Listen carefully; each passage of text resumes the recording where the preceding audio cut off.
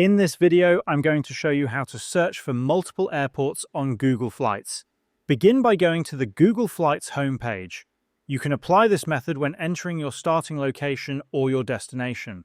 For example, if you're trying to compare prices across several airports in or around a city or country, this feature can be extremely helpful. To start, click on the destination box. Inside this field, you'll see a plus symbol that allows you to add multiple airports. Click on it and start typing in the name of the city, and you'll see a list of all nearby airports displayed underneath. You can select any of these airports by checking the corresponding boxes. If you want to search for airports in additional cities, enter those cities one by one. For each, click on the drop-down arrow next to the city name, and it will show all the airports in that location as well. Once you've selected all the airports you're interested in, click the check mark to confirm your choices. Then click on the Search button.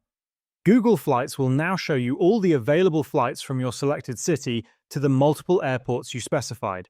Each flight listing also includes the airport code below the time, and if you expand a flight entry, you'll see the full airport name, and that's how you can search for multiple airports on Google Flights.